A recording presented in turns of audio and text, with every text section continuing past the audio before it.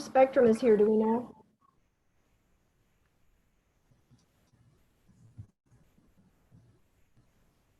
It is not Eileen. It's not. She said another reporter that we'd be impressed with.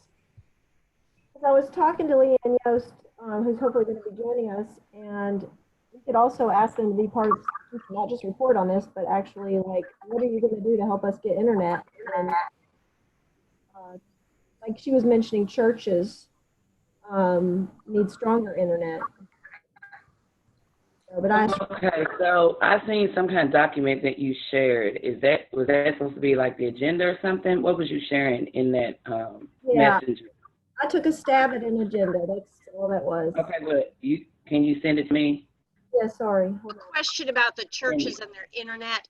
They need stronger internet because they'll have more people online at the same time, or churches don't have very good internet in general? Oh, I'm just asking because I wasn't sure. yeah, both. And hopefully Leanne can talk to that a little bit more, but I was just Okay. thinking that Spectrum was on the call, so Is Leanne expected? yes. I just forwarded her the link. And I'm looking for the link to send. I'm going to put the agenda in the chat. As soon as I get on the other computer.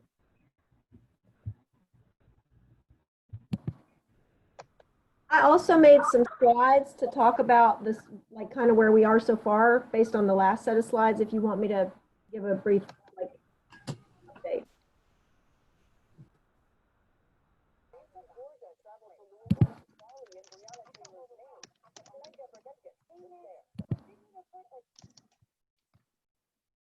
I didn't kick everybody out, did I? No, I mean. No. No. Okay, yeah, my okay. It was just me that got kicked out. I don't see the agenda. Did you say you already said it? I'm moving to my other computer and I'm putting it in the chat for this meeting, but I had to start.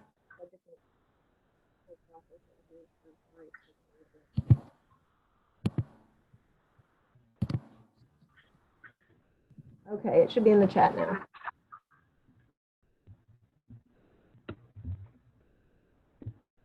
And it may be fluffy, but I tried to kind of think of a flow for dialogue and what we needed to cover, and it may be too much, and you guys can whittle it down.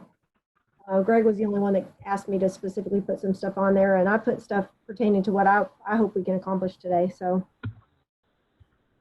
they did announce the tax increases officially on the ballot. Did you see that?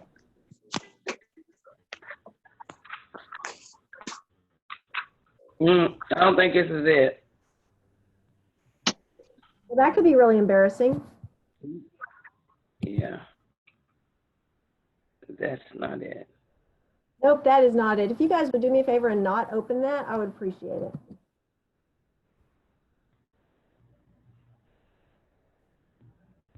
Try this again, sorry. Oh, that's really embarrassing.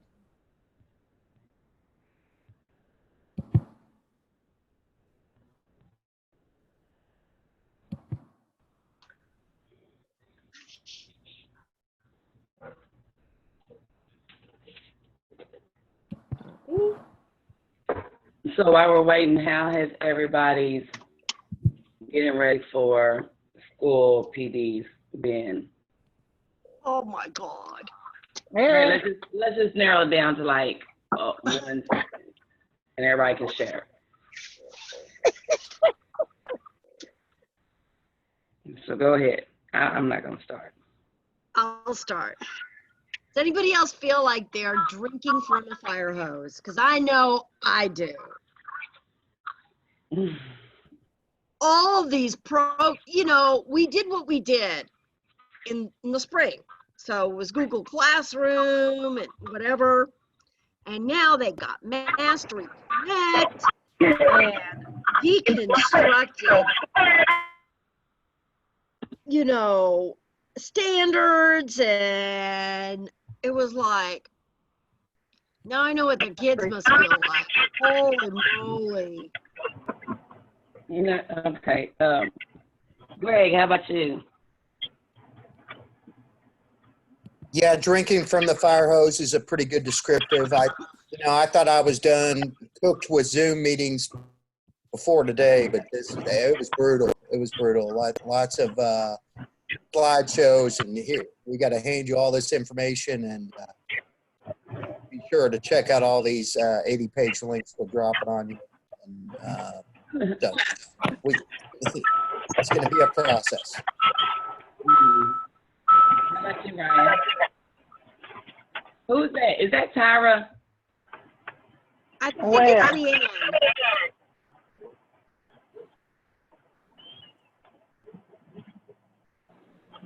Okay, I just, On mute.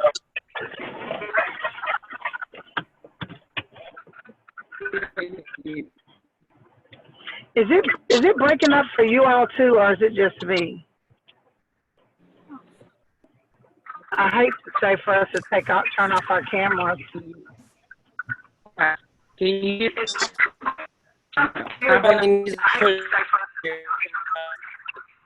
Tyra, I need you. Does turning off the camera help? They said it does, but what did you want me to share what I feel like right now? I want you to turn off your mute. I need you to mute. You can't hear me? Yeah, I just muted. Okay. So I think we're at Ryan, then we'll go to Kenyatta, and then me. I don't know who else. We have a lot of people on the call. Okay. Okay. We need to keep it brief. Yeah, about the same as everybody else. I feel like at the end of last year, they did a really good job of messaging, like prioritizing the needs of the kids first, and I didn't hear hardly any of that this week or last week, so that's been kind of disappointing. Yeah, I agree. Kenyatta, how'd you feel?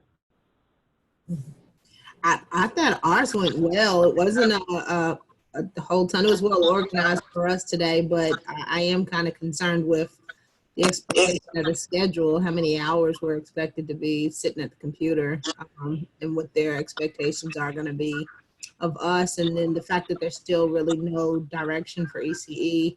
It's just, these very rigid, high expectations for documentation, and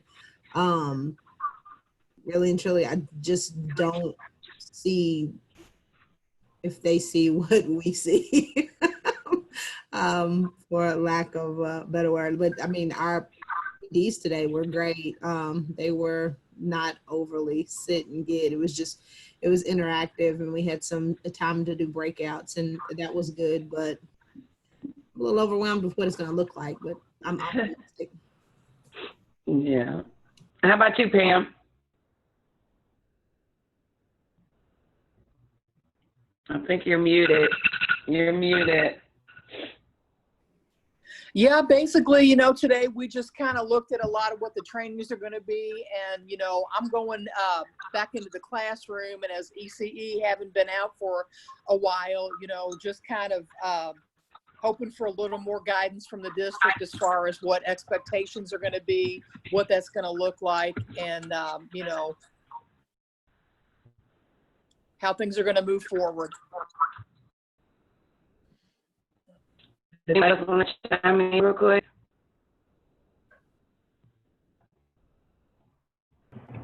Mine was a lot of sit and get, but we were done about 12:30ish, and then we had a chance to work on our plans and look over stuff and get our schedule or however together.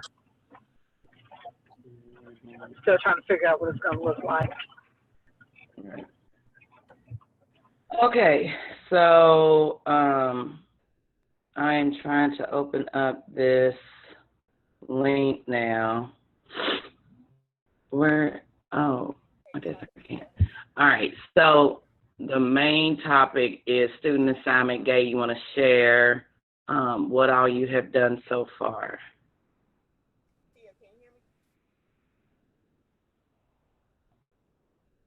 Is she on mute or something?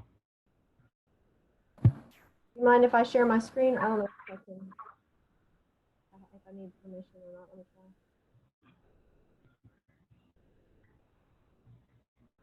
It says host disabled participant screen sharing.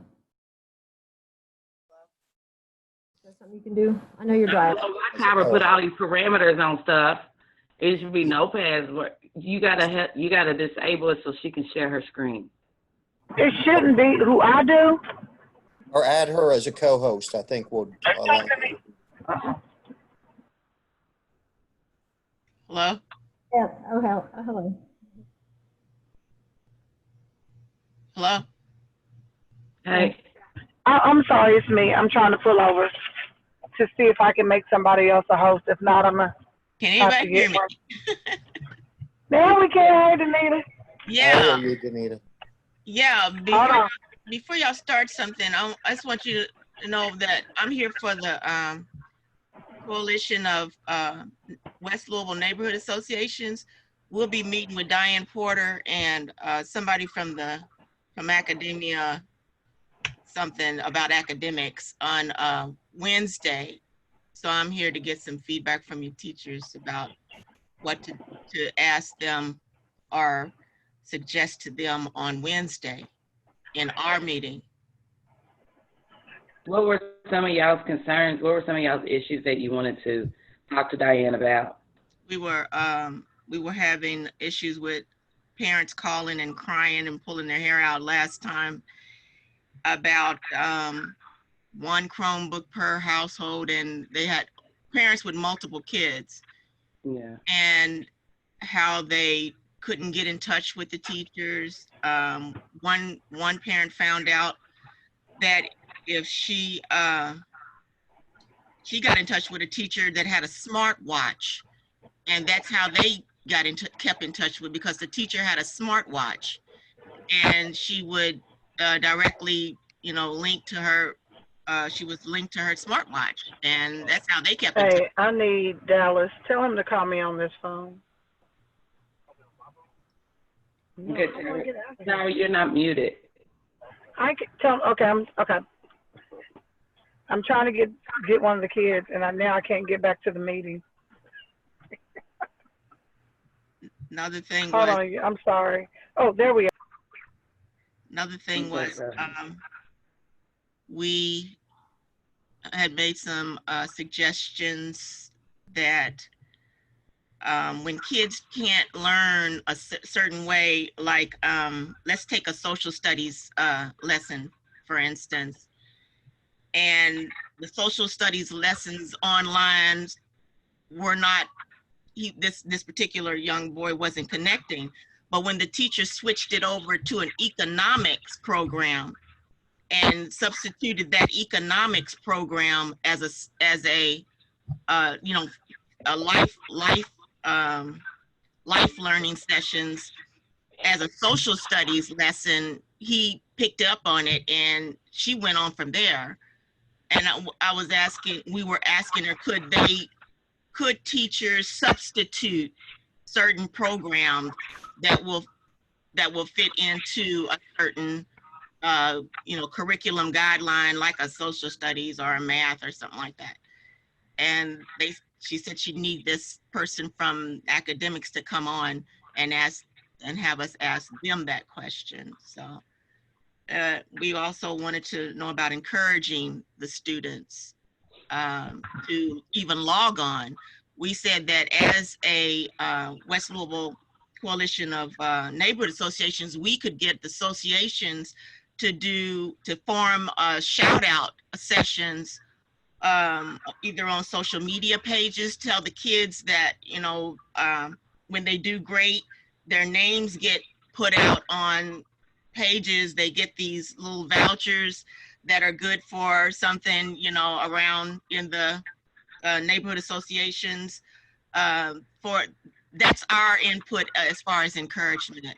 And the other thing was, how do you monitor whether or not a child is in trouble? Do they do needs assessment? How do they do the needs assessment? Do you do it? Do you do it based on the absenteeism of the child, that they may be having some problems at home, or they can't log on? Or how do you assess then health problems, health issues, or even abuse, things like that.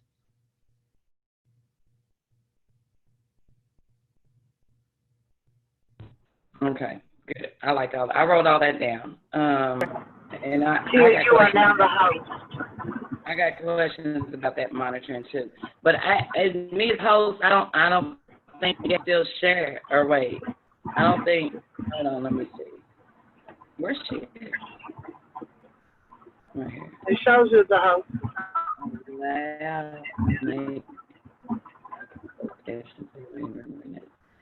Okay, I'm gonna. And then you're just gonna change her back over to Gay. Gay, where'd she go? Here. Gay the Okay, host. Gay the host. so I'm gonna switch it to you, and then I need you to. Did you get it? I think I am. I think I have to get out of presentation mode. She's the host. Okay. All right, we're good. They take over. I'll do that.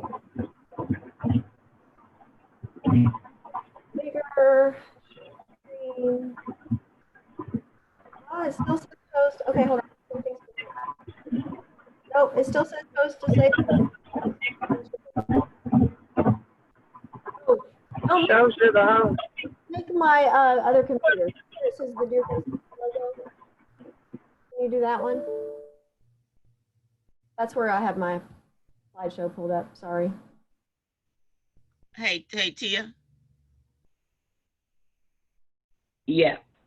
there was one more. We wanted to make a what's called a event page where mothers can come on social media page, and there might be one mother that's struggling in an area where another mother could help her. Well, I did this, this is what I did to, so they could share and maybe help each other out on this page. Okay. So I got that. All right, Gay. Are you almost ready?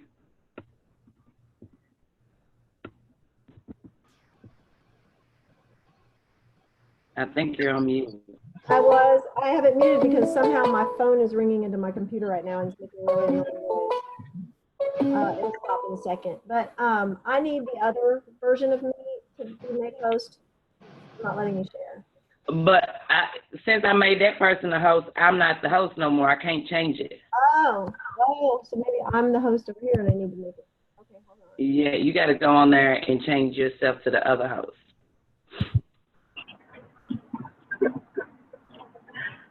Well, hey, we're all going to use Zoom today. Hot potato with our Zoom hosting. I don't see that option. I have mute my audio, stop video. Yeah, no, you go up there to the participants, and where it says more, you click on the more, and then there'll be like a blue box that shows up next to the name. That's where you do it at, where the names of the participants are. Okay. All right. Now, let's see.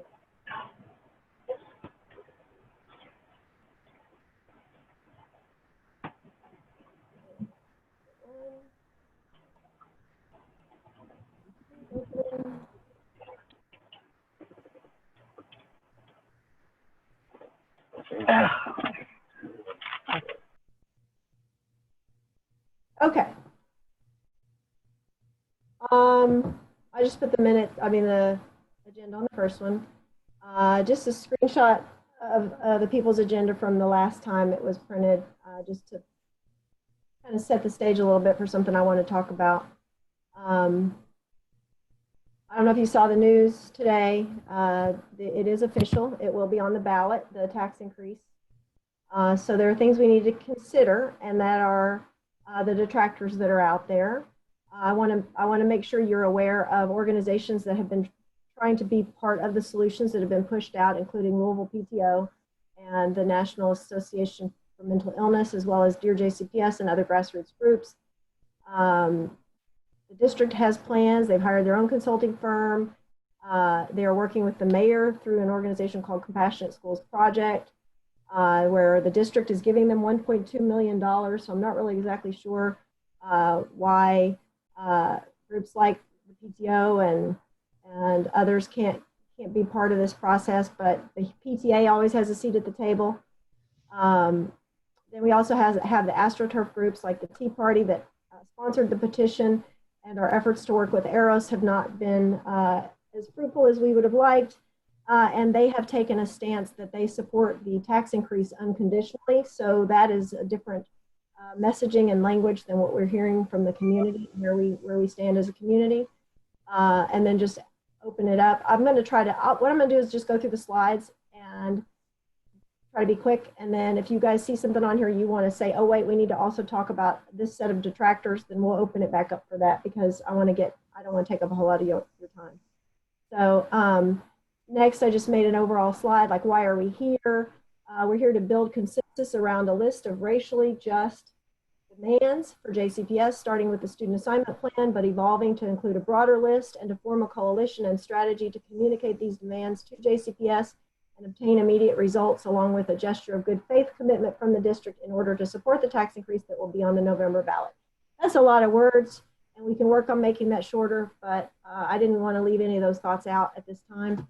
And then I kind of bulleted it: bring together authentic grassroots organizations, which is what we're doing today and will continue to do, promote Black and Black allied anti-racist agendas, dismantle systemic and institutional racism that a couple of tweaks to a student assignment plan and building new schools won't fix, and the time to act is now. And the reasons for the time to act, we all know what they are, but we are in the midst of a pandemic where the disparities have been exacerbated and are much more visible.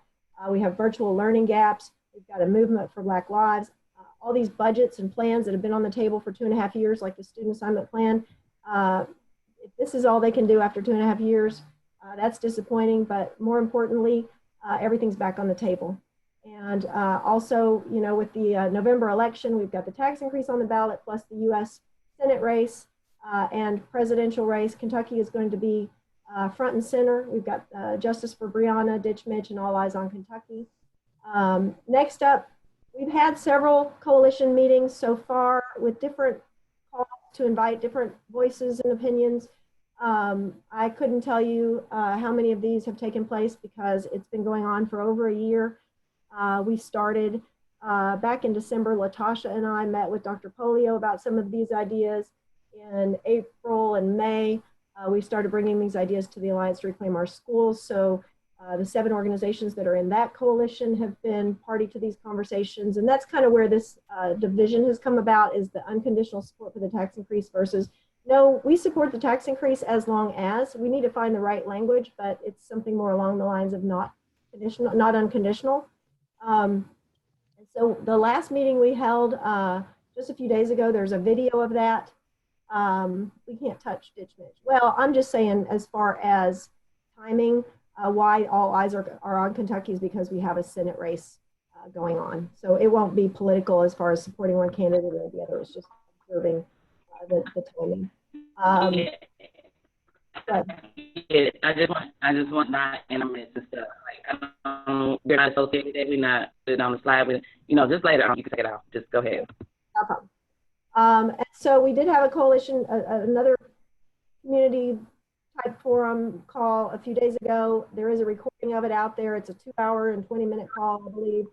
So, instead of rehashing the same 2 hours and 20 minutes, what we need to do is get to a point where we're picking up where we left off each time with certain things decided on. So one of the things I'm hoping we can do today is figure out what we all agree on. But on this previous call, we started with this list of demands from the Demand Safe Schools Coalition. That is a national coalition. They're the ones that organized that August 3rd Day of Resistance.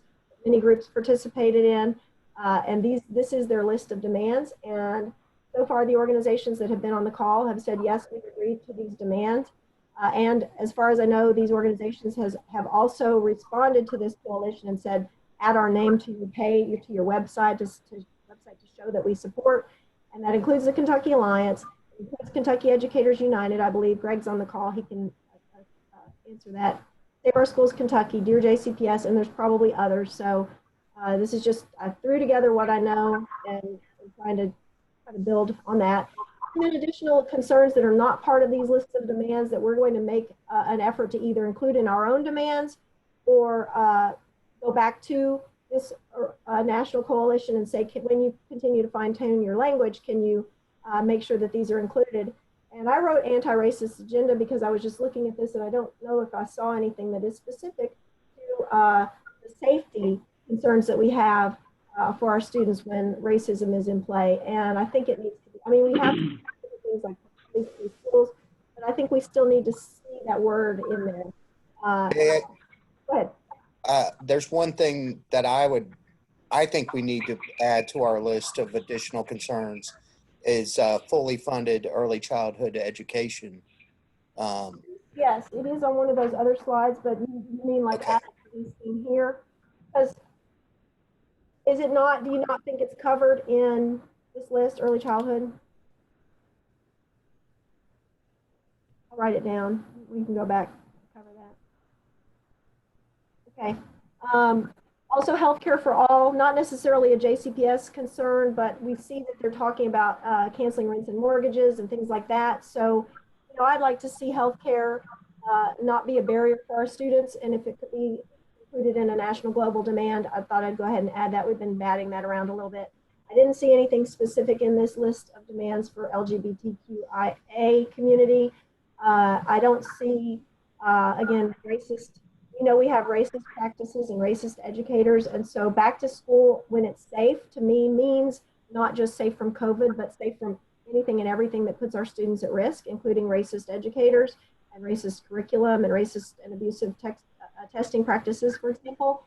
And then also safe from human and sex trafficking. And Leanne is on this call, so maybe she can also tack onto what I've said here. Safe from ICE. I didn't see any of that in this list, and maybe I'm missing it, but I just wanted to throw it down so we don't forget about it.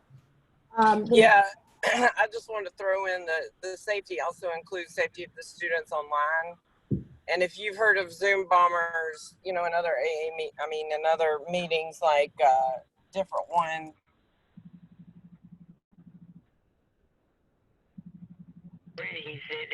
Hold on. Bashir put off school to September 28th. Officially? Yeah. Oh, my husband just came in to say yes, same thing. Oh, wow. That's in-person school. You can start virtually tomorrow if you want to. Awesome. But he's talking Leanne, about, yeah.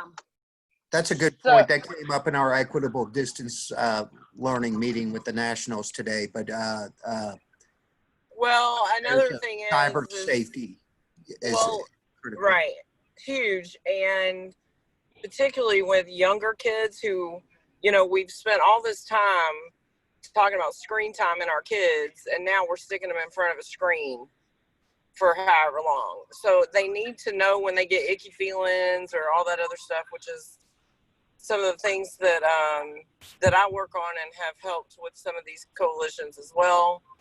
And it's really important because that's where trafficking starts. It starts in grooming online for kids that are not being paid attention to. So this, yeah, a whole time. Sorry.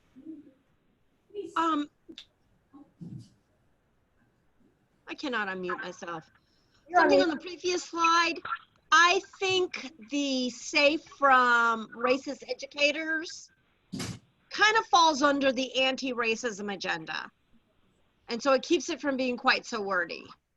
Yeah, I want to spell it out somewhere in our documentation so we don't get caught agreeing to something that's not comprehensive. No, that's good. But I'm just saying for here, and that gives you room to add the preschool.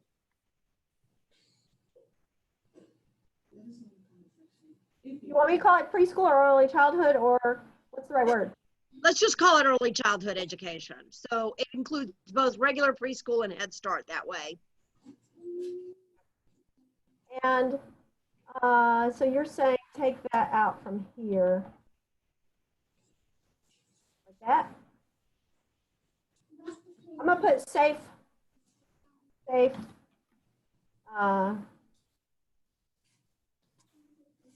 Find the right words, but that's at least something. Anti-racist training and also, real quick, curriculum. mandatory reporting is still a thing over the internet. Ah, good But- point. So if you're paying attention to your students, sometimes you can tell. I did some summer camps this summer where after we got off, we kind of the kids, and there are behaviors that you can notice where there's they might be playing a game or something while they're supposed to be in NTI there at the same time. So just little tips like that. We should have like a whole different training on that, Leanne. You'd be good at that. Okay. So this next slide is one that I just carried forward from our last gathering. It's a lot of words. So really, before I spend a whole lot of time just reading to you, I'm just going to move to the next slide and see if these visual aids help. But I'm trying to decide the right order to explain this in. Greg, did you see, I think I sent you in the middle of the night where I found that KFTC had already called for these two of the things that were in our list. Have you seen this? And I've got a meeting with them at 6:30 tonight, so I haven't dug too deep into that just yet, but I think a natural partner. Yes. Well, I think this feels like a lot of information, especially when you're seeing it for the first time. And so I've been spending a lot of energy, I guess, trying to explain what I'm trying to say. And it turns out KFTC has been saying it at least since November or December of last year. Hey, I have a potential school board member, Sarah Cole McIntosh, who wants to know if she can just listen in. Is everybody okay with that? I'm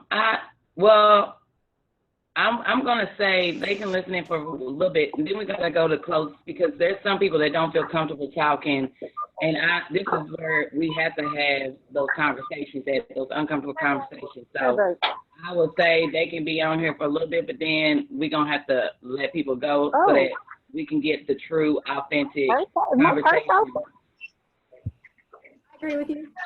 I don't have a problem with that. We'll ask Spectrum to as well, right? Okay, so let me start with the KFTC one. So here they explain. And Anastasia wrote this, and Anastasia has been a member of AROS and coming to the AROS meeting. So this was probably prompted from one of our conversations last year. And Hello. it calls for the JCPS school board to commit to full robust funding of all West Louisville schools and to institute teacher magnet programs to attract the best teachers to West Louisville schools. So that's a newer thought, but I like that too. Schools need to be magnetic, not just to the families and students, but also to the teachers. And they call on the school board to remove entrance requirements for who can apply to a non-reside school and magnet program. So I'll go into detail as to what they mean by that. And then finally, they call on the school board to investigate additional options for updating the student assignment plan. Options they could consider include the possibility of returning to a plan similar to 1975, where all students are bused for at least a few years and assigned to schools based on multiple considerations, including race and family income. And then this last one is the other one that we have been already talking about, which is to investigate creating satellite resides in East Louisville and requiring some students in East Louisville to take a bus to West Louisville to school. So let me jump to this slide real quick. This is the screenshot of if you are a student who lives anywhere in the district and you want to apply to a school other than your reside school, you have to have a 2.0 grade point average, 90% attendance, and 0 suspensions in the last 2 years. And so what we have been talking about, this is a slide I put together before I started focusing on KFTC, and the two of those demands that that fit with that are removing the application barrier. KFTC also said this, and give each student an East and a West End reside. So right now the dual resides proposal involves giving, in fact, let me jump to a different slide because I want to talk about this. This is the current JCPS student assignment map for high school students. So when we were looking at that bigger list of demands with the black background, this is a national agenda that is not very specific. So what we are going to do next as a coalition is to create local examples of how we implement these things and we're starting with student assignment because it is the most urgent. There is a proposal that has already been 2.5 years in the making. It was originally scheduled to be voted on by our board at the August 18th meeting. I found out yesterday or the day, well, I guess it was Friday because today is Monday. I found out Friday or so that it will be moved to the September board meeting. The board is only meeting once a month now. So that limits our opportunities for public comment, and it also limits the number of conversations and changes that the board can be considering. And so we have to get on the stick and make this our priority. And another thing that is just not being taken into consideration is that the community, the West End community, the Black community that is expected to benefit the most from these proposed changes, according to the district, has not signed on to the tax increase. And so if you pass a student assignment proposal and then later you're getting into November and everyone is talking about how the only way we can afford this proposal that we've promised to everybody is to pass this tax increase, it feels like bait and switch. It feels like you put the cart before the horse, and I would anticipate there would be community backlash. So we need to be part of the conversation too, because if they get to the point where they're passing the tax increase and we start to adjust the assignment plan, they'll be like, why didn't you? Good evening. Right? So we have to be on notice before they move too far along, because then you lose your opportunity. The window closes. So, okay, just real quick, a timekeeping thing. So at like 5:15, can you just at least get through the majority of your presentation so that the media can leave, and then we'll go back to open it up for discussion and stuff? Happy to. So some of the concerns that have come up through some of these community conversations, just because you build it doesn't mean they'll come. Our West End schools are not full now. And one of the reasons I think is because we have that application barrier. So we need to look into what are some of the solutions to these things, but it also has to do with how the schools are perceived by the community and the fact that we don't have the same quality schools in different parts of town. So we have to make sure that the quality is there as well. So another concept I want to convey is when you look at this map, straight off the bat, you can tell by looking at it that there's something different in the upper left-hand corner going on than the rest of the district. So when you dig into it, you realize that our families in the West End have been chopped up into 14 or so different communities and bussed out of their neighborhood. And then in order to fill Shawnee, which is still not full, it's not even half full, in order to assign students to Shawnee, they've taken this gray area along the river and gone all the way down this panhandle. And so they're busing back into the community, and that school has had a higher poverty and higher minority concentration since they started this plan in 2008. All of the schools were less than 50% from the low income, high poverty, and low educational attainment demographic mix, except for Shawnee, which was still at 87%. And so, and we have not done a good job as a district of keeping those numbers in line so that they don't stray. So they've continued to stray, and now we have high pockets, high saturation levels of race and poverty, and what have essentially become sweeper schools. So equal, this isn't even equal, because equal would give everyone a West End and a non-West End reside. Equal would have a quality school in your neighborhood that you could attend without even applying. That would be equal. And then you'd bus as many students into the West End as you bus out. So that would be equal. And equitable would be flipping the script completely and busing more students who have access to transportation, whose families can take time off work, who can come to pick them up in the middle school or take them to school if they miss the bus, or be part of PTA, or bring their advocacy and their agency down into the West End schools so that they can actually advocate and create. What I'm really trying to say is to create diversity by flipping the script, by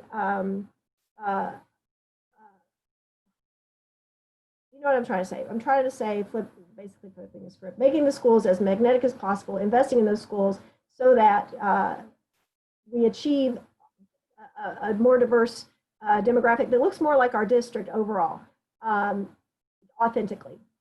So this is the proposed changes, and essentially it looks like there's still no equity going on. There's still not even any equality going on. It's just, hey, let's go ahead and rearrange the district so that it makes more sense going forward, which is not necessarily a bad thing, but it doesn't go far enough. And we need to do a REAP. So one of the demands that we have talked about as a coalition so far is to start with a REAP that allows us to evaluate the disparities that exist, not only from parents' abilities to engage in their children's education, but also what that compounding effect looks like. And also the teacher attractiveness too, because to KFTC's point, when we have all this focus on high stakes tests and performance, we also see a disparity in the length of tenure of the teachers that teach at our high poverty schools or priority schools, and their ability to mentor others as well. So that, I didn't even put that on there, so I'll write that down. But looking at the compounding effects, such as the booster clubs, such as alumni, sports, parent orgs, and then how that manifests in volunteer hours, donations, and community support. And I'm running out of time, but we have to look at solutions at all three levels. And in summary, I just kind of want to go back to, we will continue, once we get the student assignment list narrow down to something that is manageable and messageable and reasonable, then we're going to continue to look at what those other demands that roll up district-wide that complete that thought. Because just because we build the schools doesn't mean they're going to come. Just because we say every school is going to have a certain makeup or strive to have a certain makeup of demographics, and that was another one that was on this slide here. Strive for student mix ratio plus or minus 15% of current district demographics. How do we achieve that? There's still parts of it that aren't part of student assignment that we need to say, if you only fix this piece, this will never be broken. We have to dismantle and abolish the systemic racist policies that have been allowed to persist. This is our moment. This is our chance to do it. We don't want proposals that are 2.5 years in the making that just barely, hardly go far enough.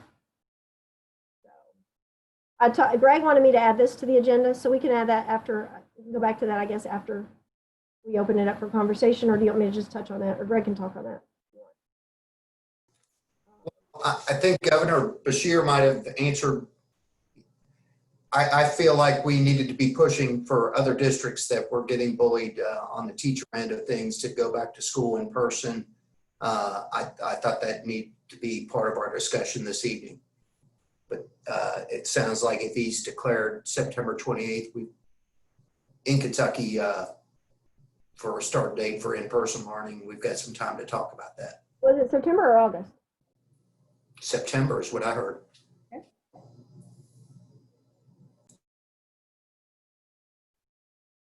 So we bought some time for sure, and that's why prioritizing all of these demands is critical.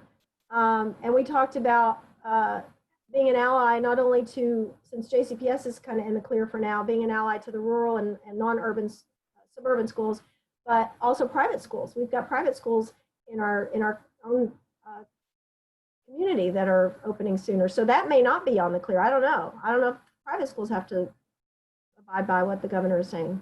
Does anybody know? They start back on the 12th. See? So Greg, we may not be. Private schools that my grandkids are going to is the 12th. Even though the governor just made a mandate today? Private schools and public schools, I don't know if that's the same. I don't know. Yeah, we, if it's a public, if it's a Jefferson We County wouldn't Catholic have school, gotten they that might fall in the same time frame. The same, if it's in school, they're all going to fall under that mandate. Yeah, I don't think we would have gotten that information yet from private schools, quite honestly. They're probably freaking out because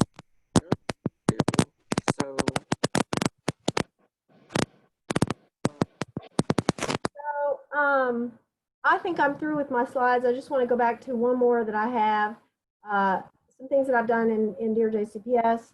We have a list of demands that we've been working on. We have a survey that we have out that we can continue to gather or use as a template to do something with the Kentucky Alliance and do something similar if we decide to do this as a broader based coalition. But but basically have a list of demands and then ask people to prioritize them, which I think is how the People's Agenda started however many years ago. And that's what my understanding is.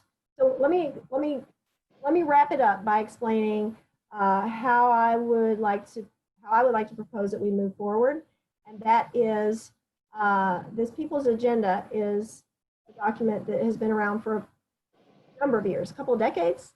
Anyone know exactly when we did this? It was, Ann Braden was instrumental in organizing the People's Agenda. And correct me if I say anything that's not accurate. But it focuses on 8 issues, and these 8 issues really roll up under Louisville Metro government's budget. And education and youth empowerment is on here, but there's not anything specifically targeting the JCPS budget, which is an even bigger budget, I think, than the city budget. So what some of us have been discussing is getting this People's Agenda going again, because we need to have a fresh, modern, with new coalition members and new opportunities to survey the community and find out what the needs are in the community, but also have it take on the JCPS agenda as well. And so if we could agree that that is a direction we would like to take as the Kentucky Alliance Education Committee, then we figure out what the next steps are from there, and we can build on the work that's already been done.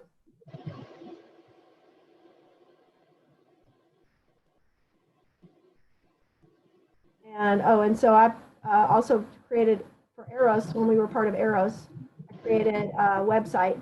So you can see a little screenshot from what this website looks like. I would like to caution that I'm aware that Stand with JCPS is a little bit unconditional sounding, and that may not be appropriate unless we figure out a way to say Stand with JCPS students or grassroots organizations, or something that keeps us in the conversation, as opposed to just saying, yes, go for it. We support you no matter what. And we know that the district is planning on starting its own 501c4 to have its own grassroots organization. They're working with a consulting firm that has already filed 501c4 status, and they're going to be appointing their own steering committee, so they get to decide who has a seat at the table. And we know how that works. If you're not a go along to get along organization, then you probably won't get to have any pay or access to media and those types of things. So we're definitely more of a moral entity, and we're on the right side of history, and that's where we're going to stay. And I'm done.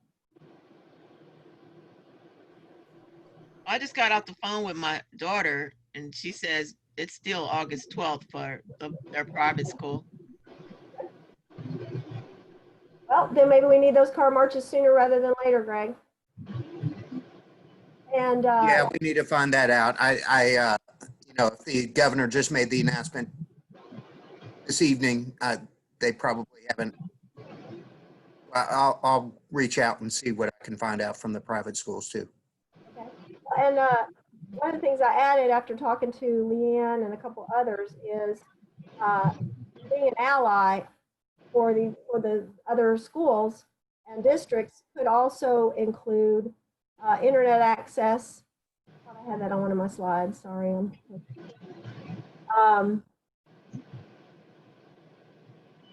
Yeah, curriculum. Morgan is on the call too. Morgan shared some stuff about some of the racist curriculum that private schools and homeschools are using. So, we can continue to advocate for people outside of Jefferson County around these issues, that once we have success or start to get traction, build solidarity with our neighbors and allies.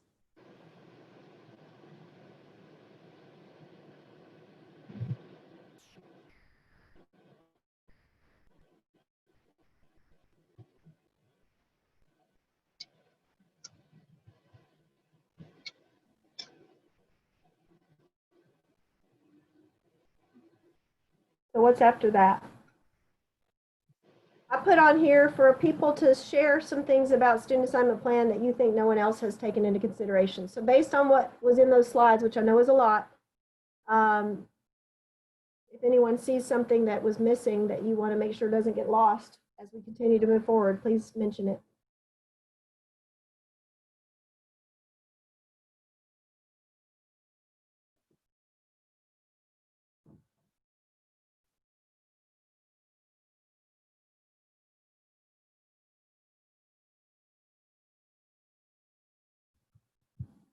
using NTI to build on equity for after.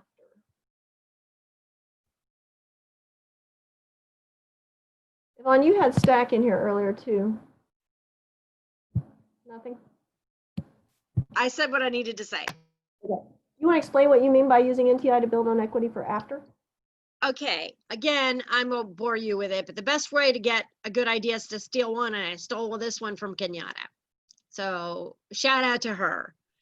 And that is, we can help to structure NTI in such a way that when this ends, we go back to the classroom little by little, we will have created some equity habits that will, will be hard to break.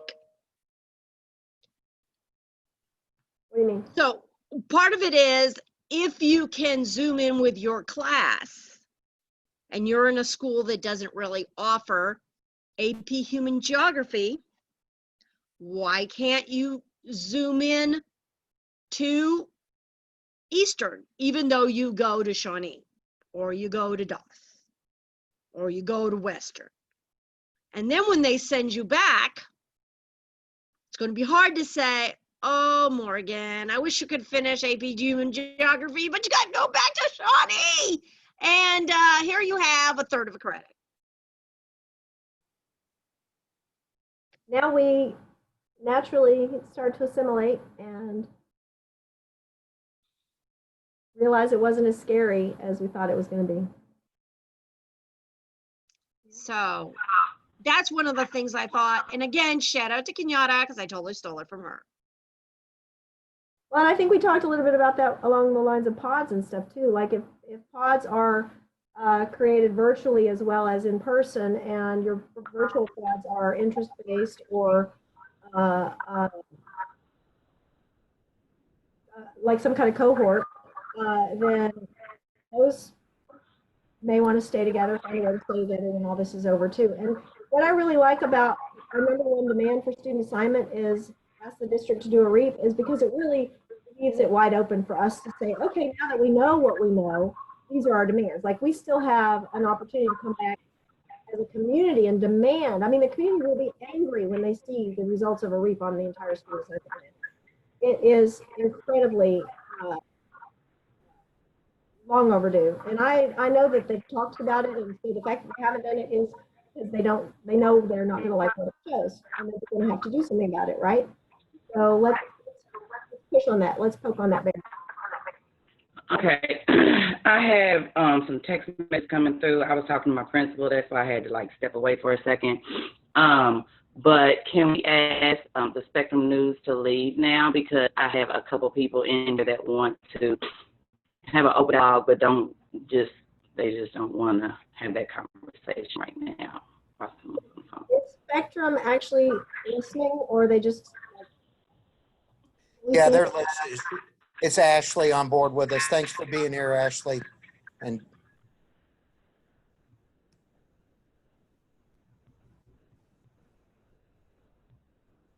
yeah, I'm not sure if she's tuned in.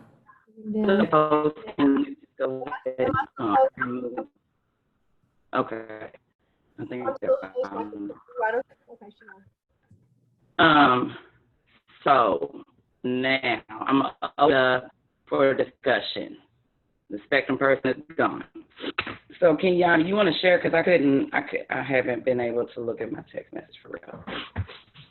I mean, I was just making mention, I know we are wanting to push for the whole purpose of looking at the student assignment plan is to give kids better options, especially those students in the West End, of being able to work closer to home, but go to school closer to home. But my major concern is with the current level of education that they would be getting at some of those West End schools, how do we ensure that they're going to get a good quality education just because they're close to home?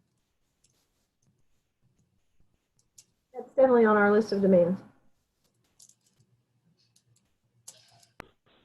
Okay, and I know I was just talking to this with my principal, and I know now these demands, are they just specifically around student assignment or the opening of school? More, everything. This is about abolishing. Okay. So the opening of school, I think we need to demand that there is some type of curriculum provided per grade level from the district to the schools around this unrest, because like I'm talking to my people, we got like a 6-week curriculum already. We've been talking about it, and I know that everybody's school is going to be different. We have some Nancy's and Karens out here that are not the right ones. Like they're going to have to be spoon-fed what to say, because implicitly they're going to probably say the wrong thing. So we need to address what's going on right now. And I didn't see any of that in the demand. So just demanding like maybe a 6-week curriculum around social injustice and building in, talking about like locally, because this is a national, global issue, and we're sitting here in the midst of it. Our kids live in the midst of it. So we need that. So I'm going to share my screen. No. I'm going to share my screen again because I did not go to the slide where I talk about the future demands. So I just let you see that there is a list that's been growing that we want to make sure stays inclusive, but I don't think we have anything on what you talked about. We do have issues around divesting and investing in racist funding priorities, such as police, top-heavy administration, abolishing standardized testing, finding new revenues, funding for pods, trauma-informed diagnoses, and restorative practices is what we invest in, mental health supports for all, smaller class sizes, all those same demands. Safe schools, we talked about on that other slide, smaller class sizes. We need to amend that some of these contracts with Say again? I said we also, I don't know, can you hear now? Yeah, still a little choppy, but I'll mute myself, maybe that's. I'll just type in the chat.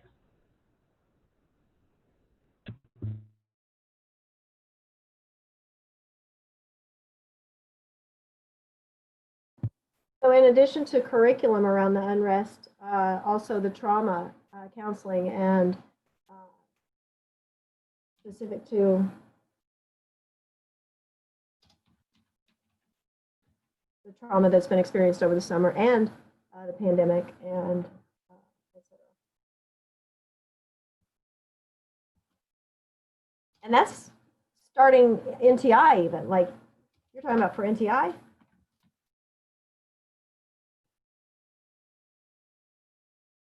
Contracts with Black-led groups. Yeah, I'm talking about like have more,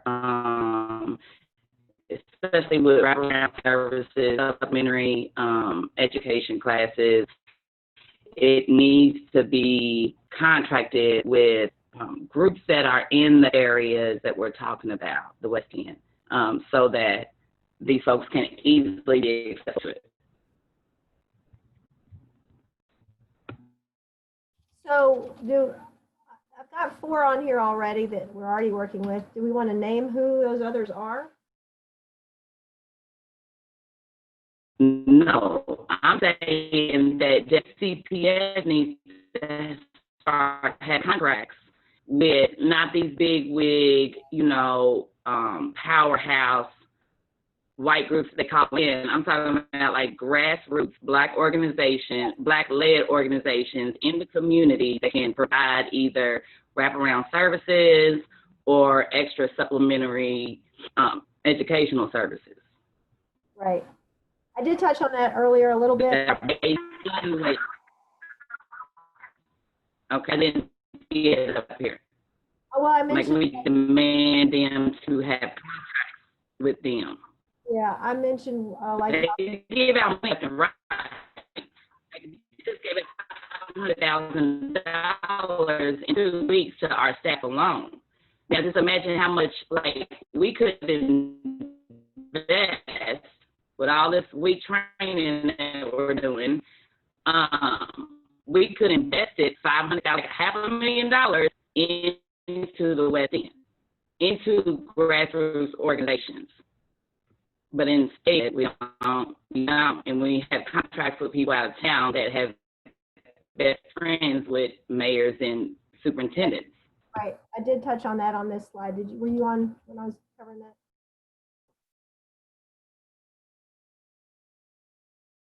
Are there anything you want me to add here? Yeah, that looks good.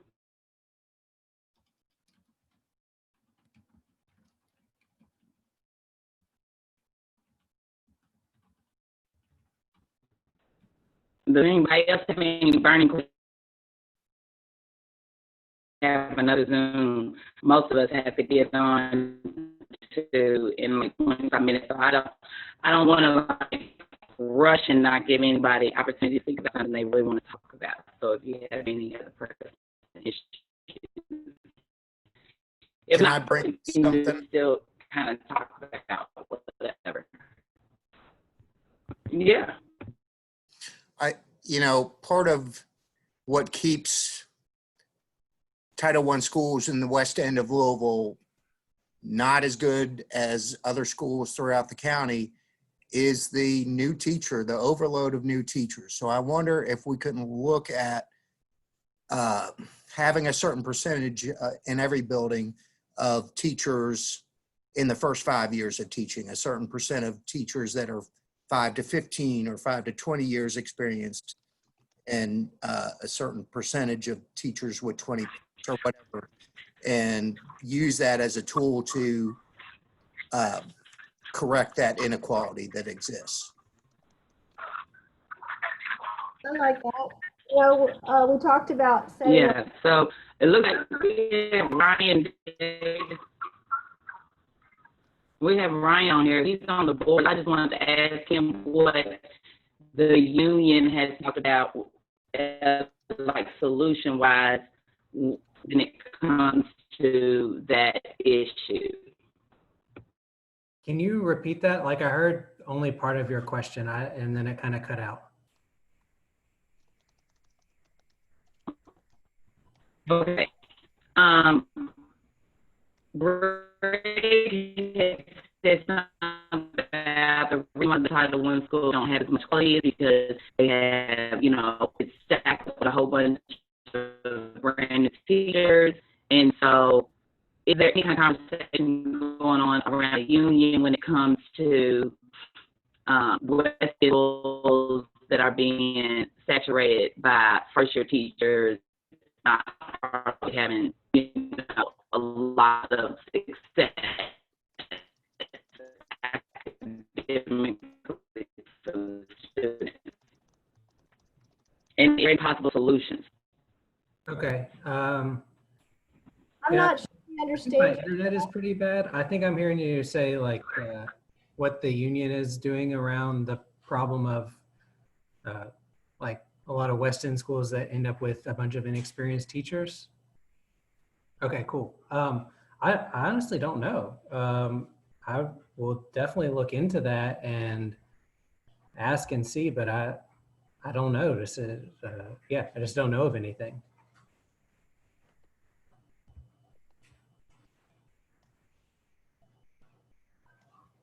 Yeah, I agree, because it is a problem.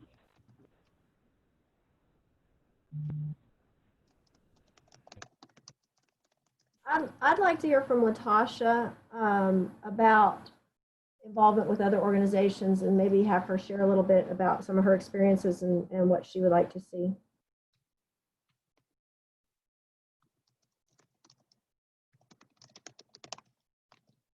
Put her on the spot.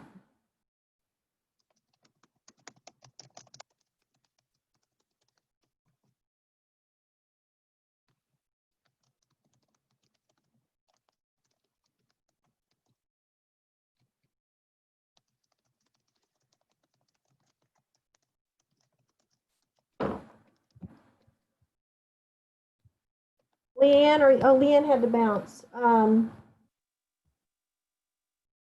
Danita, are you still with us? Yeah, I'm here.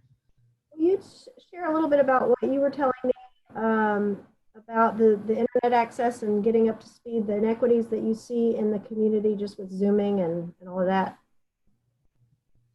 Yeah, we were also talking about, Tia mentioned about Black leader support in the community. We were talking about for the churches to open their doors. We would like to see both NTI and schools open up, but cut the classes in half by allowing some students to attend classes in churches, inside churches, to, you know, spread out inside churches are big, some big open place, you know, but mostly churches to open their doors to have schools inside their churches. We got a lot of them. And so Diane Porter was sent to respond to that. She said it is on the table of having some hubs, certain hubs scattered throughout that's going to be open. You know, I don't, you know what that's going to look like, what she's talking, but she wrote down our idea of opening the churches, you know. Another thing was it was the curriculum, you know, adding some Black curriculum to, you know, Black program, such as iCivics, or what was another Black program that teaches slavery, about slavery, and all that needs to be put in the curriculum. People need to know, our people need to know where they came from.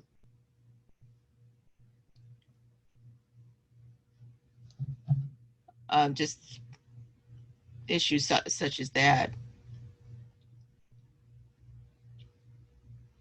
Well, and the disparities of getting everyone up to speed on Zoom when the internet spots are not as strong, and closing those gaps as well. Well, one mother, she said it was hard for her to take the Chromebook, turn it around, you got to take a picture of the homework, and then you got to upload it to Google something, the Google Classroom. And she said she found a way to upload the Google Classroom to her cell phone, take a picture of it from her cell phone, and then from her cell phone, she uploaded it to the Google Classroom, to the Chromebook. Well, a teacher said she'd never heard of that before. So, and that's our way of why we came up with, we need a page, some kind of Facebook page where all these mothers can meet, because some mothers might have figured something out that other mothers haven't figured out, and, you know, just to get the less stress off of them. Another thing, another mother mentioned, her daughter, who was in elementary school, she said she worked well when her teacher set them in teams.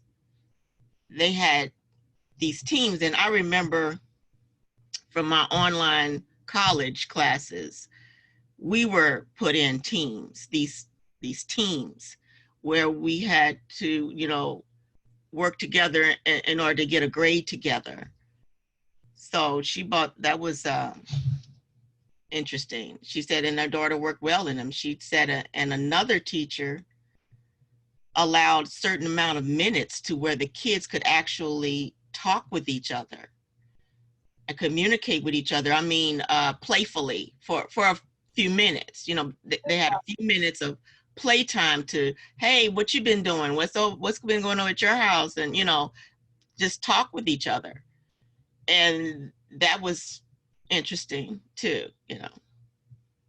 Right, and that's opportunities to look for trauma, look for need for interventions and those types of things as well. And some of the teachers on here can probably tell us if that's happening, or be in a position to advocate for those types of things as we get further along in our list of demands. Yeah, do all teachers have like a calendar set up where they send it out to the students? This is what we're doing on this day. This is what we're doing on that day. This one teacher had it set up that way where they knew all of the kids, at least about 12 of them would show up, like a classroom. Do all teachers do that? It usually is a consistent schedule week to week, but since we're not real sure about what the expectations are going to be 100%, it's hard for, and if it's going to be consistent across schools, even how much autonomy are we going to have? Because last year in the spring, it was different. Even within the schools, it was different. So it was really difficult if you had multiple kids. I'm a parent too. Multiple JCPS kids, and I about lost my mind. Like, to be perfectly honest. Sounds familiar. Yeah. So, and trying to teach. So that's the thing I always kept in mind, is try to keep it consistent for my parents, because I knew what I was living through. I don't know if the district is going to, I appreciate they didn't micromanage, but then at the same time, if you have kids in multiple schools or kids in different grades, it's really difficult when everything is so different. So I don't know how restrictive the district is going to be on that. So it's hard to talk on that. But normally teachers have the same schedule week to week. About how many students average show up in these virtual classrooms? Well, I work at Field Elementary. So, and I'm talking on gen ed teachers, because I'm an ECE resource teacher, but usually about 15. You know, there were a handful of kids that we had a really difficult time tracking down, but a lot of them are real transient students. And, so there were a few here and there, and the kids who couldn't get on, you know, we always recorded so that they still had access, because I'll be honest, I had today during our teacher stuff, my internet went out. We had too many people streaming here. So, you know, I mean, we always have to make it accessible, because not all kids can be on at, 9:30 in the morning for ELA lesson. So those are the types of things that we have to consider. I hope it's more consistent as a parent, especially because I can't do spring again. So. Well, and that's one of the things that we talked about as far as advocating for others. These things vary from school to school depending on your administration and how they interpret. You know, I remember when they said no more high stakes tests or certain tests, but yet our PLA schools were still conducting them because they were afraid not to. And so just because a rule changes doesn't mean that they're applied equitably. And in fact, it's usually the opposite. I understand that our PLA schools are usually the strongest rule followers. So they're constantly bogged down with administration, and they end up losing, there's the specials and the programs that would benefit the students the most. So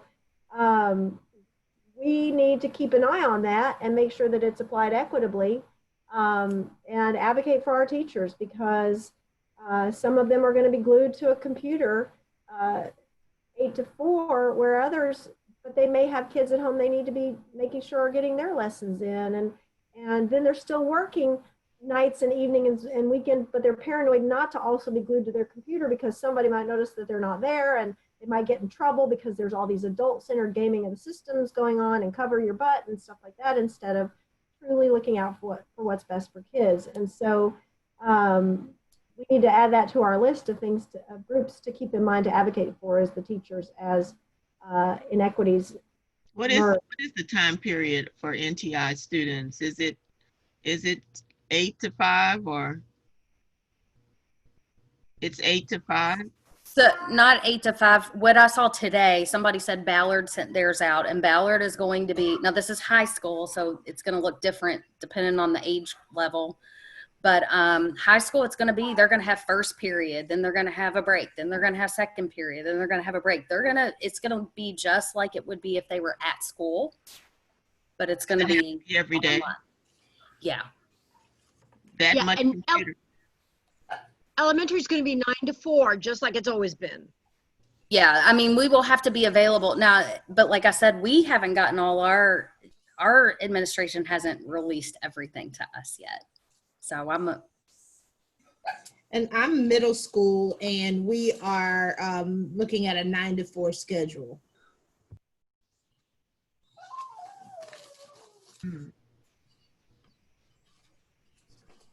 We're still developing at my school. We've been asked to follow some parameters, and I think we're going to use. We just signed a big contract with Screencastify, so we can tape those live lessons, and the kids that are working on a different timetable altogether can go and play those tapes if they don't make the 2 o'clock live showing or something like that. But Yeah, I think that's district wide.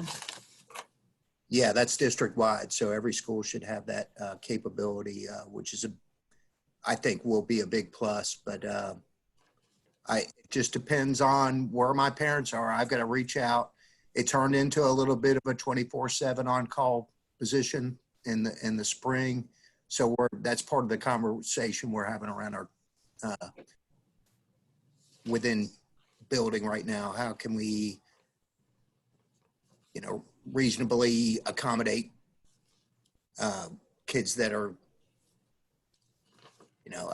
I think we had a whole building. A lot of my students were staying up playing video games until 3 or 4 o'clock in the morning, and they weren't even rolling out of bed and checking in to Google Classroom until 2 o'clock in the afternoon. So we're trying not to maybe encourage that, but we do want to recognize we got different parents on different work schedules, and how do we reach everybody? And Those Google Chromebooks ran on 5G. do they run on 5G? Mm-hmm. As far as like a hotspot kind of setup? Yeah. With your phone? I think they should. You might have some data concerns. It might not be required though. It's not required. I think what I understand, my administration counselors are reaching out to each of our students and identifying who does not have a device for each child in their home and who does not have Wi-Fi. And they're working on getting that set up these next 2 weeks. So if the question is Wi-Fi access, the district's working to get that taken care of, is my understanding. Yeah, they could have started requesting it as of 9 a.m. this morning to get access to those 30,000 new Chromebooks that they had ordered. Mm-hmm. And they want to make sure that each child has a Chromebook. So it's not just one per household. They want one device per student. So if your household already has a computer, but you don't have one for every kid, you can make the request for a Chromebook to be distributed to you so that you have access for each child. Because I know a lot of parents were complaining because they were having to split time on one device in the household for their multiple students, and that became a challenge. So that's why they doubled down and ordered more Chromebooks. Mm. It sounds like they're going to start distributing them around the 20th. Was it you who said you got kicked off your internet today because everybody was using it, or was that Morgan? It was me. Okay. So I'll have two do an NTI, and then I've got one preschooler that's going to be home. Well, and that was a point that Leanne was going to make. Unfortunately, she had to drop off the call before we got around to that topic. But as the demand for internet increases, even existing Wi-Fi and hotspots isn't going to be sufficient. So also I saw the mayor posted something about an agreement with Russell neighborhood to develop internet hotspots or what have you. My reaction to that was it's about time, but I think whoever sent it to me was like, it's fishy, so keep an eye on it. And you never know, but we have to make sure that our students have equitable access to internet and that those capacities of existing internet that we've been using are given more bandwidth because there will be increased traffic in our own neighborhoods. So just because it worked before when it was one off here and there doesn't mean it's going to work as the demands increase at local neighborhood level.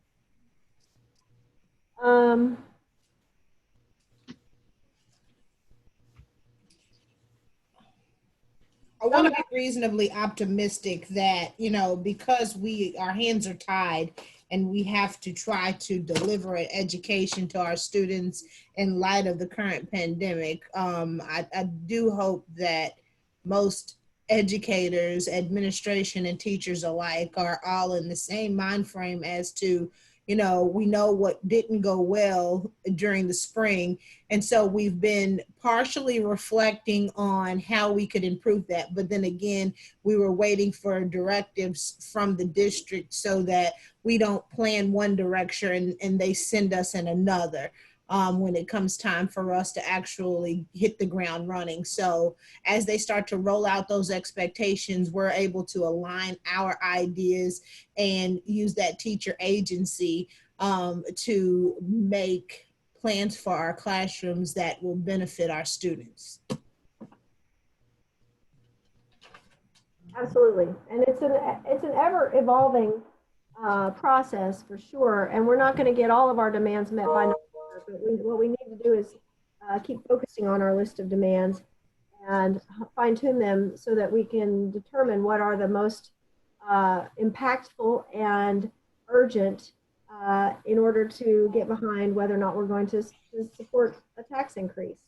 And ultimately, it comes down to getting, my litmus test is when it earns the black vote. So I'm out at different organizations on different, Danita's invited me to a couple of the neighborhood association calls that she's been on, that she runs. And there are, how many organizations in your call, Danita? 8. So 8 different neighborhoods in West Louisville have different perspectives and opinions and experiences. But overwhelmingly, I'm hearing in that group that they're not yet in favor of a tax increase. We've got the Kentucky Alliance Board is not ready to support a tax increase. Who else? Remind me. I mean, I'm not really hearing Black-led organizations coming out in favor of the tax increase yet. So that's Well, I'm at work right now, so I haven't really said anything, but I've been listening. What about, we talked about when we're supposed to be getting together this as well, the Black agenda, because there needs to be agenda to, to appeal to Black people to even say, yes, we would.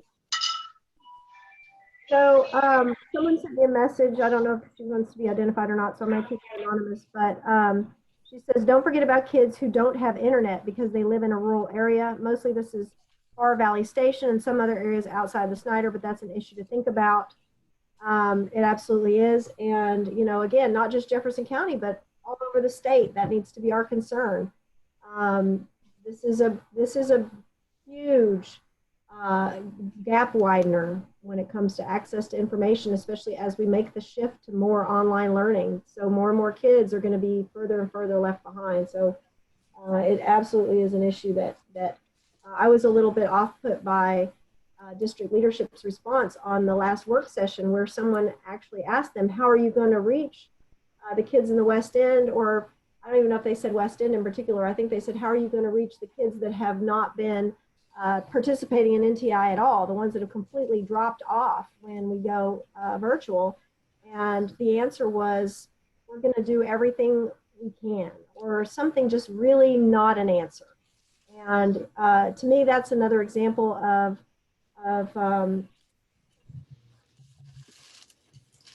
really white blindness to the inequities that exist, privilege blindness. And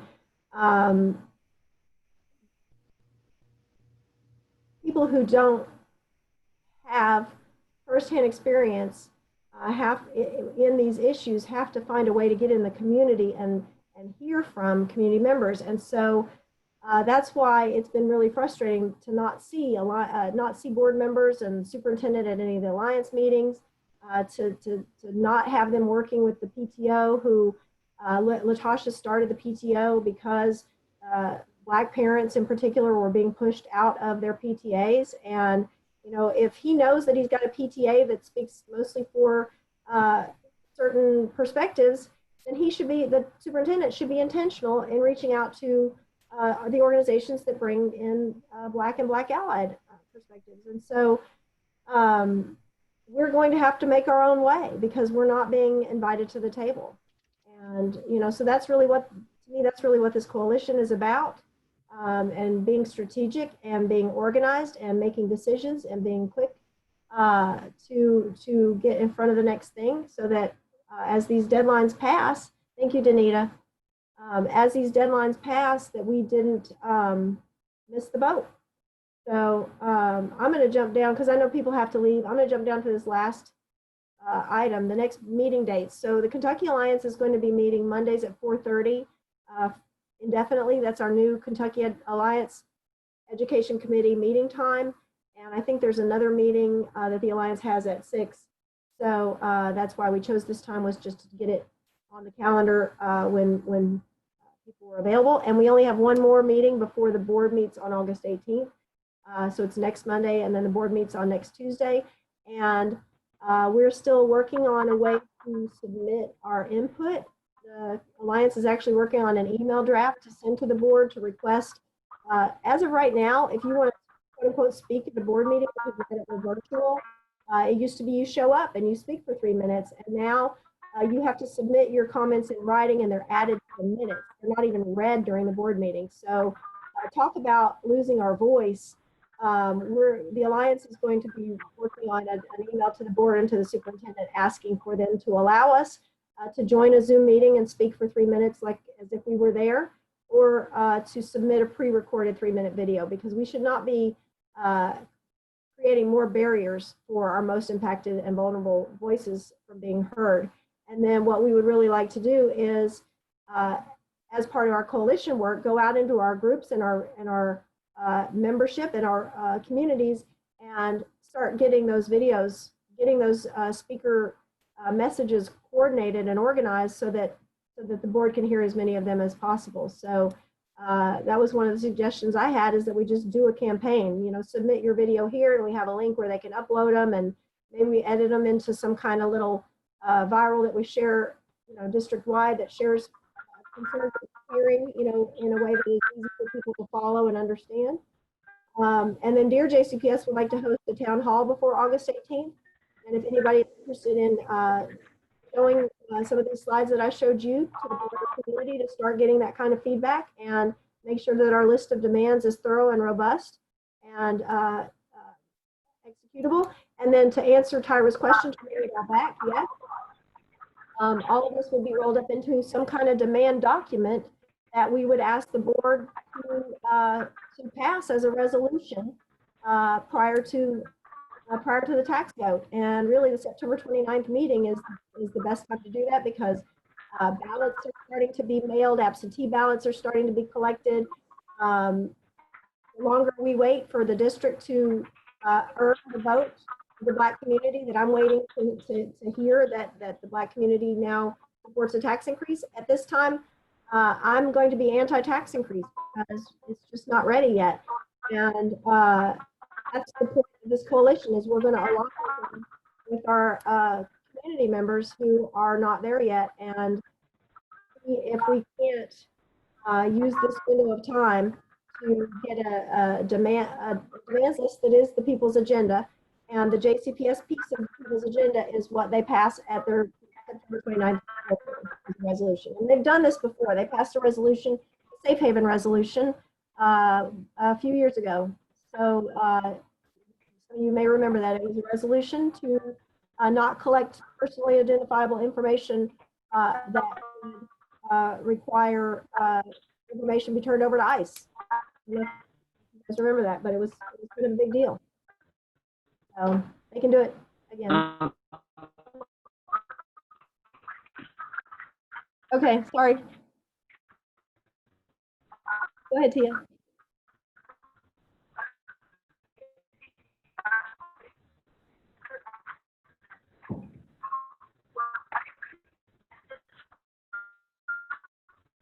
I'm not sure if you're trying to talk, Tia, but we still can't hear you.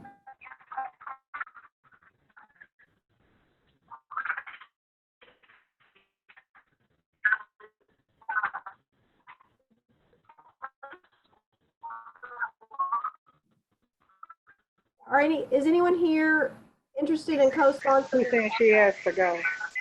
Okay. No.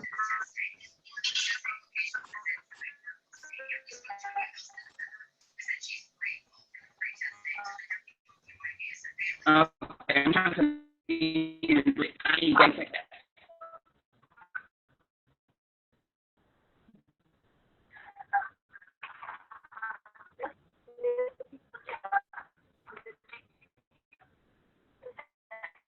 Anyone else? I know a lot of people have to go.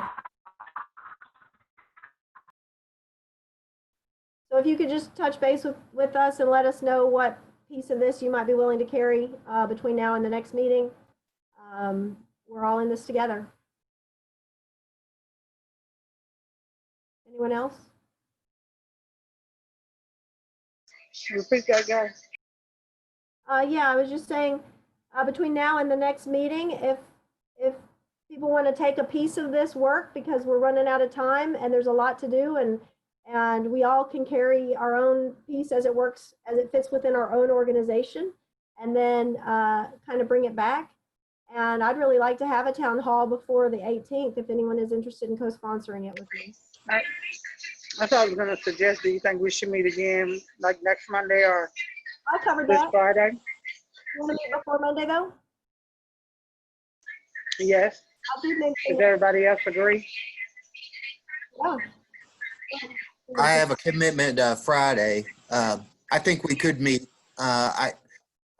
On my action list, I'm going to follow up on those private schools, and we need to be mobilizing on a car rally if the private schools are going to be open. But I understood at least the parochial schools were connected to the state superintendent list.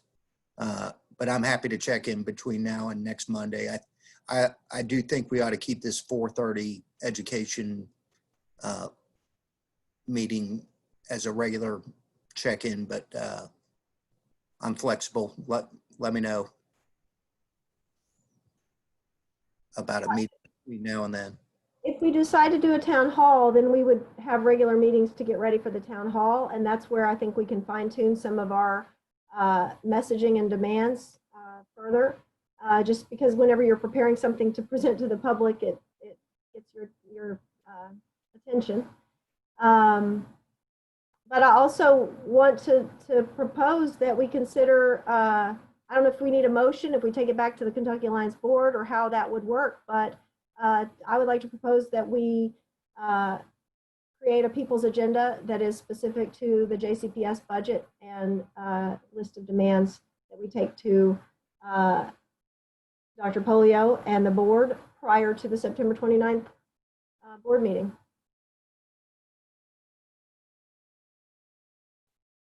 That would be a goal that I would like to see this coalition work toward.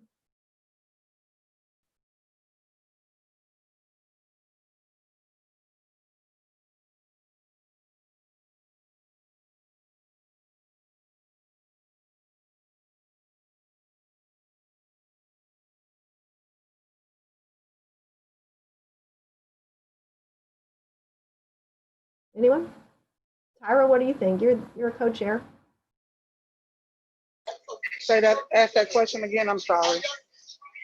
So I would like to, I don't know if we need a motion or if we take it back to the board as a committee, but I would like to recommend that the Kentucky Alliance Education Committee work toward a people's agenda that is specifically tied to JCPS's budget and priorities, and that we present our list of demands with the goal that it be passed as a resolution at a JCPS board meeting, ideally September 29th, but before the tax increase. And the longer it takes is really just up to them, because we're going to be requiring that as a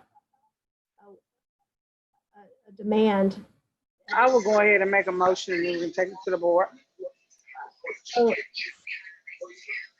A motion to take it to the board Right now, of the Kentucky Alliance. Yeah, you can. I'm making a motion that we're gonna vote on right now. Is that what? Do we have enough people to vote? I don't know. We don't, how many? No, we don't have enough board members, but you're saying, Tyra, send something out to the board requesting permission to put together a black agenda Yeah, or a people's agenda and to be voted on before the next meeting? Is that because we need to get moving forward, or how would that work, Tyra? right.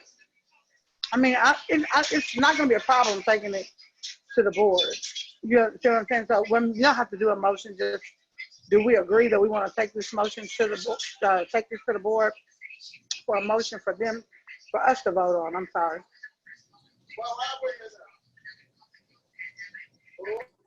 So I we- don't see the problem with that. I'd like to do that. I'll second the motion.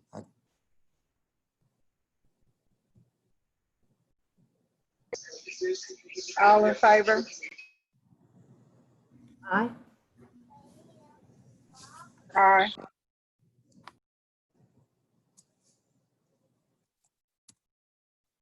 Aye. Greg says aye. Morgan says aye with her thumb.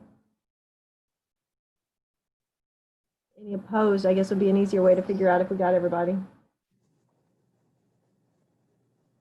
Does anybody oppose?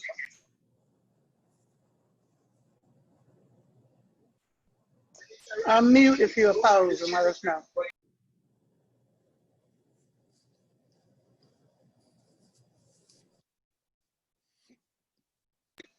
So I hear no opposition.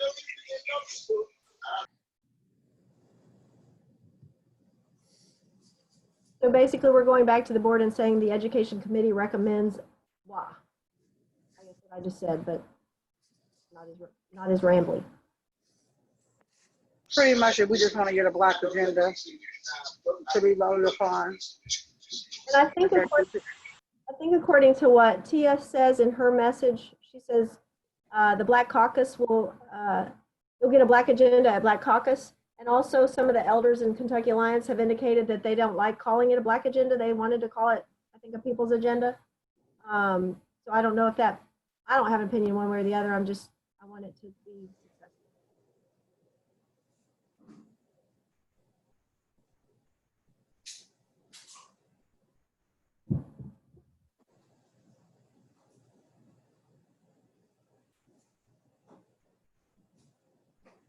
Yvonne likes people's agenda. Well, and historically, the people's agenda is what we've done. It has Ann Braden's brand and other things there. I think a lot of weight.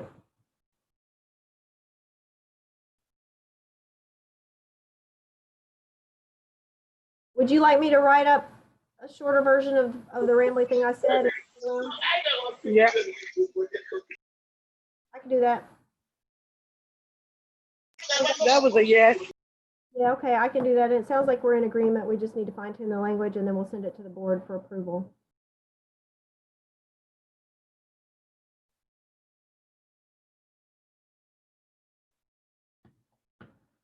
I don't know if we're gonna be able to use the people's agenda. So we got to come up with a different name. Why? Because the old fogey with the Kentucky Alliance, the people's agenda is pretty much those that look at the budget for the city. And we don't do that.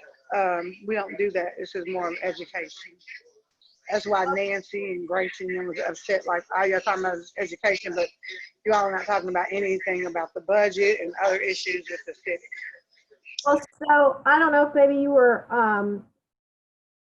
not on the call yet. Some of the things that I've been speaking with others in the Alliance is that the People's Agenda historically has always been a Metro government document, and JCPS has an even bigger budget than Metro government. And so what we've been talking about, my understanding is, in fact, Tia is where this idea came from in the first place, because I was saying we need this list of demands to take to JCPS, and I was calling it a black agenda at the time, and she said, that's what the People's Agenda does, but it's only been focused on Metro government. So broaden, what I think she was saying is broaden the people's agenda to include a demands list for JCPS in addition to the Metro government list. And so I got with David Lott and got a copy of the old people's agenda, and we were talking about broadening it to include both groups. So if maybe that's not what you're envisioning.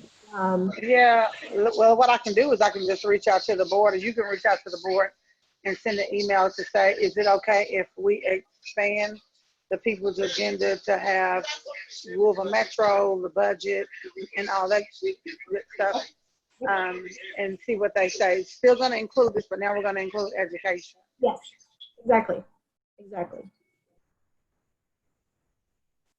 And not just, I mean, we already have education in there, but include the JCPS budget. Like, yeah, it was one of the 8, but it was really, I think, targeting. I'd have to do some research on the history because I think it could have something to do with the city-county merger and some of the other things going on at the time too. Who knows? So. All right. Well, I know people have other meetings they need to get on, or they've just had really long days already. It's great seeing all the teachers. I know your first day back at school was challenging and you need to decompress. So I appreciate everybody that was able to come on this call despite your Monday challenges. And I'll follow up with an email with some clarification. Thanks, everybody. Your butt's literally hurt. I'm numb butt. You gotta have a good night, everyone. I'm out of here. All right. I'm at work as usual. Yes, thank you. You're welcome.